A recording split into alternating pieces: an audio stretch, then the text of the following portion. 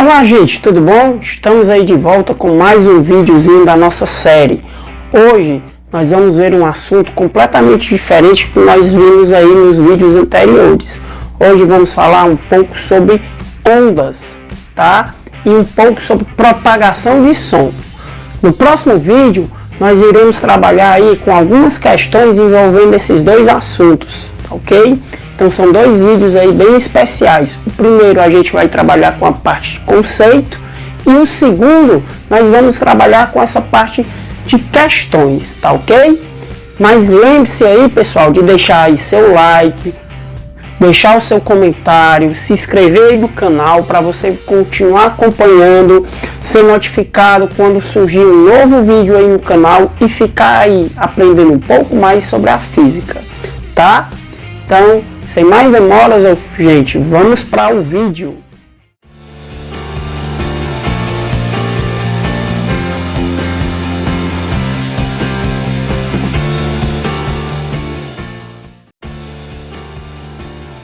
Bom, gente, começamos aí a falar sobre ondas e suas características.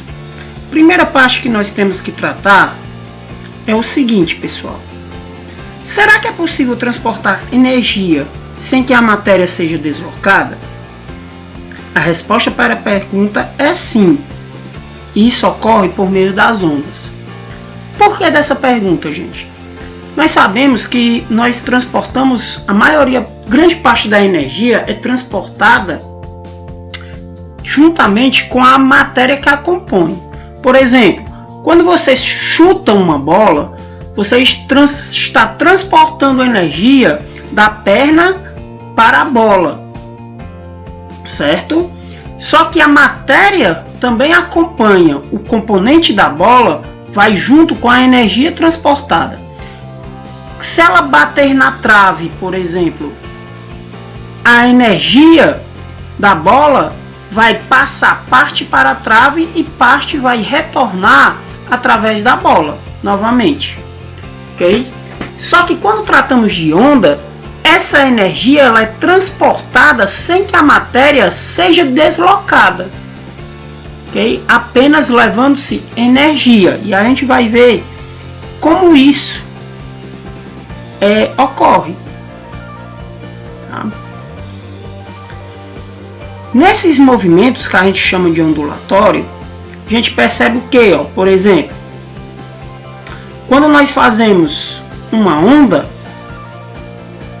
no exemplo aqui da folha, a onda vai fazendo esses movimentos e ao chegar na folha, o que é que ela vai fazer? Ela vai fazer com que a folha se desloque, ela se movimente, certo?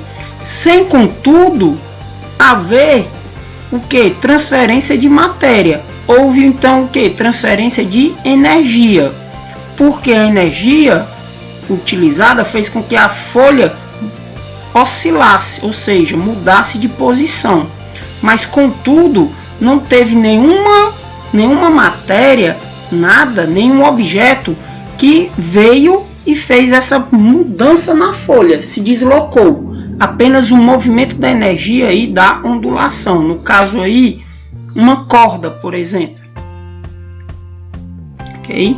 Então assim a gente vê como se dá a transferência de energia sem que ocorra mudança de matéria, deslocamento de matéria. A gente pode classificar essas ondas aí, pessoal, de duas formas. Primeira, quanto à natureza, e a segunda forma, quanto à propagação, ou seja, a forma com que a onda ela anda, podemos dizer assim, ou seja, ela se espalha. Quanto à natureza, as ondas elas podem se classificar de duas formas. Nós temos a onda mecânica e a onda eletromagnética. Qual a diferença das duas? As ondas mecânicas. As ondas mecânicas são as mais comuns que a gente percebe, podemos dizer. Por exemplo, tocar um violão o som produzido é um som proveniente de uma onda mecânica. Por quê? A onda mecânica é aquela onda que precisa de um meio para se propagar. É uma onda que necessita de um objeto, um meio que seja gasoso, líquido ou sólido, para que ela possa fazer a sua propagação, certo? Para que ela possa se espalhar. Já outro tipo de onda, que é a eletromagnética, elas são ondas mais imperceptíveis aos olhos humanos. O tipo de onda mais comum desse tipo para a gente é a luz. A luz é um tipo de onda eletromagnética. Ela não precisa de um meio para se propagar, ela se propaga no vácuo. Por isso que a luz do Sol chega até a gente, aqui na Terra. Porque no espaço não existe ar. Para a propagação não existe, é um vácuo. É um vácuo perfeito. Mas como é uma onda eletromagnética, ela consegue fazer todo esse percurso, se deslocando, todo o trajeto Sol-Terra e chega até a gente. Se a luz fosse uma onda mecânica, nós ficaríamos no escuro, porque como o espaço é vácuo, não teria como a luz chegar até a gente, certo? E já quanto à propagação, a gente pode classificar as ondas de dois tipos: transversais e longitudinais. O que é uma onda transversal? Uma onda transversal, pessoal, é uma onda que ela se propaga fazendo movimentos perpendiculares ao estado de equilíbrio, né? A este ponto de equilíbrio. O que seria o ponto de equilíbrio? Seria o ponto onde não haveria a ondulação, não haveria esse sobe e desce, né? Ou seja, seria praticamente um ponto reto, né? Uma linha reta. Então esse seria o estado de equilíbrio. Como ela está ondulando, está havendo transferência de energia, ela faz um movimento de subida e descida, criando nesse movimento sendo perpendicular a esse estado de equilíbrio. Já o longitudinal, como acontece? A propagação da onda, ela não faz essa ondulação, esse movimento de cima para baixo, mas ela faz um movimento de compressão e relaxamento. Ela comprime, né? Ela comprime, depois se expande, relaxa. Depois comprime, depois se expande. Comprime e se expande. Nisso, ela vai criando um movimento, né? A gente percebe em alguns animais esse tipo de movimento. Por exemplo, minhocas se movimentam desse jeito. Ela se comprime, depois relaxa. Se comprime e relaxa. Desse jeito ela vai se deslocando. Mesma coisa acontece também com as ondas. Então as ondas podem ter esses dois tipos de movimento. Características, pessoal. Nós temos que entender quais são as características das ondas. Nós vamos ver aí 4 características que as ondas têm. Quais são elas? A amplitude, o comprimento, o período e a frequência. Essas são as 4 características que nós vamos entender aí das ondas. Que é o primeiro, identificando aí, ó, 2 partes importantes da onda. Estudando na onda transversal. Primeira parte é a crista. O que é a crista? É o ponto mais alto que a onda pode chegar, certo? E o segundo é o vale. O que é o vale? O ponto mais baixo que a onda pode chegar em relação ao ponto de equilíbrio, tá?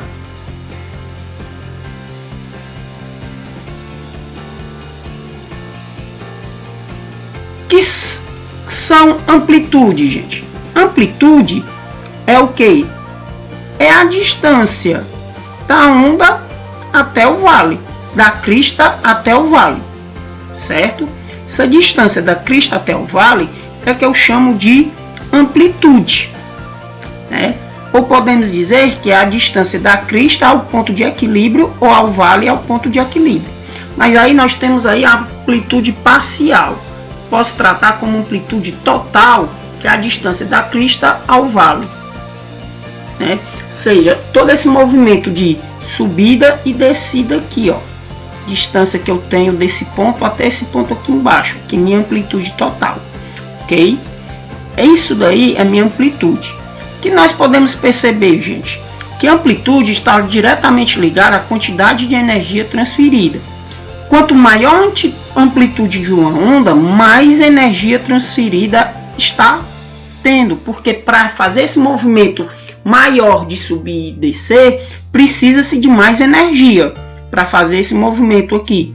Então, se eu fizer uma amplitude, uma onda com uma amplitude aqui, ó, maior, essa amplitude que eu estou desenhando indica que eu estou transferindo mais energia, certo? Do que as outras duas amplitudes mostradas, certo? Quanto maior a amplitude, maior a quantidade de energia que está sendo transferida. Agora, o comprimento. O que é o comprimento de onda? Pessoal, o comprimento de onda é um negócio bem simples.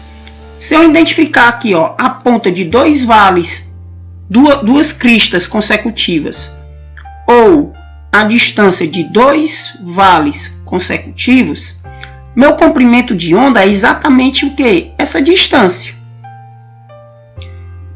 A distância de duas ondas ou a distância de dois vales, certo? Eu meço um ao outro, porque a distância daqui de cima é a mesma distância que está aqui embaixo, certo? E eles são constantes, essa distância ela não muda, ok? Então, o comprimento de onda é a distância de duas ondas, de duas cristas ou de dois vales, certo?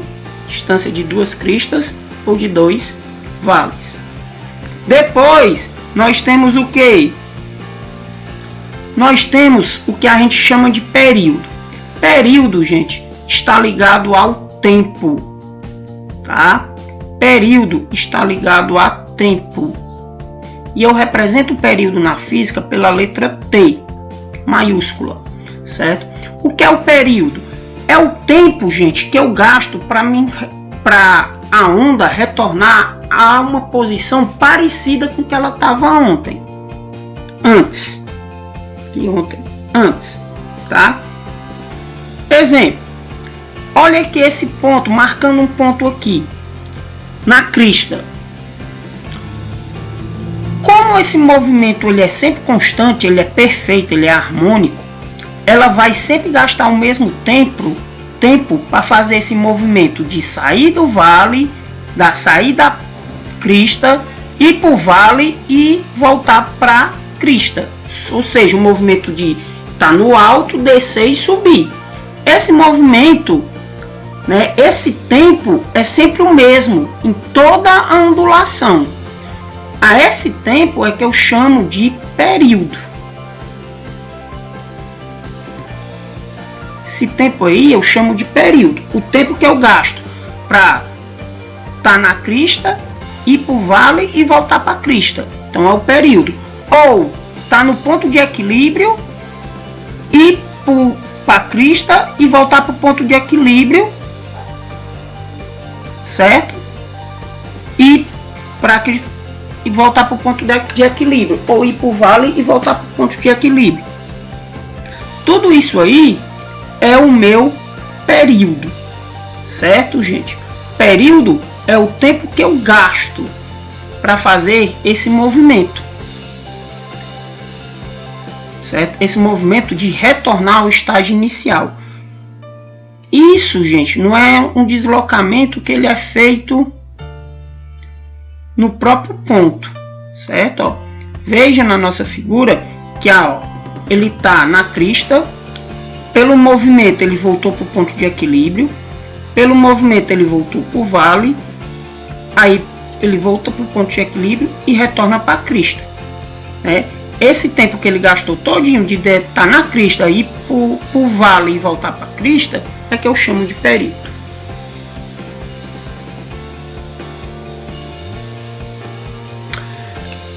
Que a gente observa uma relação importante, que a velocidade da onda ela está ligada diretamente ao comprimento dela e a frequência. Uma coisa que a gente não falou foi a frequência. O que é a frequência? Frequência, pessoal, é quantas vezes a onda faz esse movimento de subir e descer, certo? Subir e descer em 1 segundo, certo? Eu meço quantas vezes a onda faz esse movimento de subida e descida em 1 segundo. Ela é representada pela letra F e a unidade de medida de frequência é o nosso Hertz, que é representado pela letra Hz, certo? Hz é o nosso Hertz, ok? Nessa nossa frequência, no estudo da frequência que a gente relaciona com a velocidade da onda. Velocidade da onda, ela está diretamente ligada ao comprimento e à frequência, né? O comprimento da onda e a frequência, elas são grandezas que são inversamente proporcionais. O que é que isso quer dizer?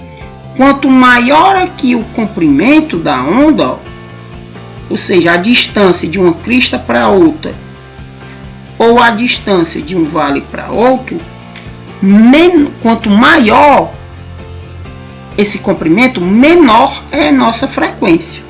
Então, uma onda que o comprimento é menor, a frequência dele é maior, ou seja, mais vezes ele vai fazer esse movimento de subir e descer em 1 segundo. Ok? E aí, pessoal, nós vamos ver só uma pequena pincelada do que seja uma das ondas mais comuns que a gente tem. Inclusive nós estamos utilizando ela agora, que é o nosso som. Como é que o som se produz? O som é produzido por ondas de compressão e rarefação. Ou seja, a onda, o movimento dela é um movimento longitudinal. O que é que acontece? O ar ao redor do alto-falante, por exemplo, ele é comprimido como uma mola, certo? Depois ele é liberado. E esse som liberado, ele vai comprimindo novamente e sendo liberado de novo, comprimindo e sendo liberado. Por isso, a onda, o som, ele se propaga de forma longitudinal, forma de compressão e relaxamento, comprime e relaxa, né, até chegar a gente. Quem já observou às vezes alguma coisa em cima de um alto-falante sonoro, água, pode observar que se você botar um alto-falante deitado e água em cima, a água fica pulando, né? Ou se você botar grãos de alimento, grãos de feijão, arroz, aqueles grãos ficam pulando em cima do alto-falante. É por causa desse movimento de compressão e relaxamento. Okay? E a nossa velocidade do som. Comparado à velocidade do som com a velocidade da luz, ela é muito pequena. A velocidade do som, né, é de aproximadamente 340 metros por segundo, enquanto a nossa velocidade da luz é de 300 mil metros por segundo, ou seja, quase 1000 vezes maior, né? Quase 1000 vezes maior aí do que a velocidade do som. É muito grande, é muita velocidade comparado à velocidade da som, velocidade da luz. E diferentemente da velocidade da luz, o som também, pessoal, se propaga com velocidades diferentes. Essa velocidade de 340 metros por segundo é a velocidade no ar, né? Já na água, por exemplo, a velocidade é bem maior, passa de 340 para 1490, né? Em outros gases, como o hidrogênio, ela passa de 340, desculpa, que é a velocidade no ar, para 1290, que é a velocidade no hidrogênio. Já no oxigênio, ela diminui, né? É apenas 324. Já em metais como o alumínio, a velocidade do som vai para 5040. Por isso que algumas cordas de violão são de metal, né? Que faz com que produza um timbre. Compensação, a influência é muito pouca, porque ele vai se propagar no ar, né? E a velocidade de propagação é a velocidade que ela vai desenvolver no ar. Ok, gente? A importância da velocidade do som, o estudo dela é tão grande que a gente sabe que existem alguns aviões comerciais que conseguem quebrar a barreira da velocidade do som, né? Em 1947, foi pela primeira vez que um avião voou mais rápido que a velocidade do som, sendo aí produzido o primeiro avião supersônico, né? As ondas que foram geradas pelo deslocamento do avião chegaram ao solo apenas depois que o avião passa, ou seja, o avião passa pelo local antes do próprio som, né? O avião passa depois que a gente escuta o som, para ver como a velocidade dele, como ele quebra a barreira do som. Se vocês olharem alguns vídeos na internet, vocês percebem que depois que o avião, principalmente caças, eles passam, é que a gente consegue ouvir aí o barulho do som dele passando, quando ele já está uma boa distância da gente, ok? Aí, gente, nós temos um pequeno relato dessa nossa primeira aula. Dá uma olhada, vejam bem os conceitos, guardem esses conceitos com vocês. Próxima aula a gente vai resolver uma série de questões. Próximo vídeo, uma série de questõezinhas aí, ok? Então aguardo vocês no próximo vídeo e até lá, pessoal.